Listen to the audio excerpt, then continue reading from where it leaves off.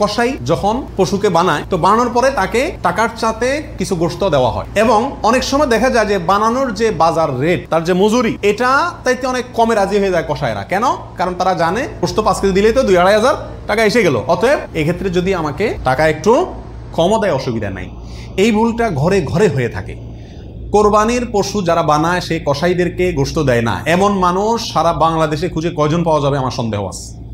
কোরবানির মধ্যে সবচেয়ে বড় দাগের ভুলগুলোর ভিতরে এটা অন্যতম। এভাবে যদি কেউ করে তাহলে এটা বড় ধরনের ভুল। কোরবানি হওয়া না হওয়া নিয়ে টান দিবে। নবী আলাইহিস সালাম পরিষ্কার ভাষায় বলেছেন যে তোমরা কসাইকে জাজ্জারকে কোরবানির পশুর কোনো কিছু দিবা না, তাকে আলাদা টাকা দিবা, তার মজুরি যেটা সেটা দিবা। কেন তাকে পশুর কিছু দেওয়া যাবে না? এই জন্য দেওয়া যাবে না যে এই পশুটা আপনি জবাই করছেন কার জন্য? আল্লাহর জন্য। এটার মালিক কে? মূলত আল্লাহ। যেহেতু আল্লাহ খায়ও না পরেও না, আল্লাহর জন্য কিছু দিলে আল্লাহ বলেন আমার পক্ষ থেকে গরিবকে দিও। এটা হলো আল্লাহ সিস্টেম। কিন্তু কোরবানির ক্ষেত্রে শুধু ব্যতিক্রম। আল্লাহ বলেছেন ঠিক আছে আমার জন্য দিছ, সবকিছুই গরিবকে দিতে বলি, এটা তোমার খাইতে দিলাম আমি। আল্লাহ আমাকে কি করছেন? খাওয়ার সুযোগ দিচ্ছেন। এখন আমি যদি এটা বিক্রি করি বা কোনো কিছুর বিনিময়ে কাউকে দেই তাহলে সেটা কি হবে না? জায়েজ হবে না।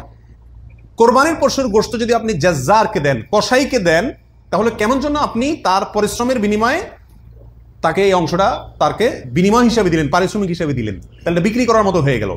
এই জন্য কি হবে না? এটা জায়েজ হবে না।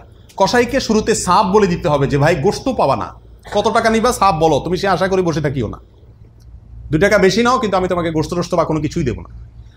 তবে হ্যাঁ, কসাই যদি আপনার প্রতিবেশী হয়, আপনার আত্মীয় হয়, অথবা অন্য গরিব মানুষ হয়, অন্য 10 জন গরিবকে যে পরিমাণ দিতেন তাকেও সেই পরিমাণ দেন, তাহলে সমস্যা নেই, ওইটা ঠিক আছে।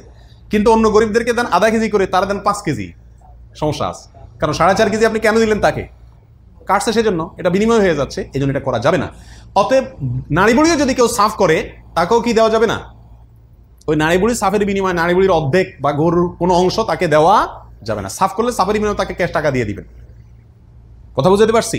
নারী বুড়ি যদি দিতে হয় তাহলে গরিব মানুষ হিসাবে দিলেন, সেটা ভিন্ন কথা। কিন্তু এজ এ তার কাজ পারিশ্রমিক হিসাবে কি করতে পারবেন না? দিতে পারবেন না। এটা বড় ভুলের ভিতরে একটা এবং এটা প্রচুর পরিমাণে মানুষকে সচেতন করা দরকার ব্যাপারে।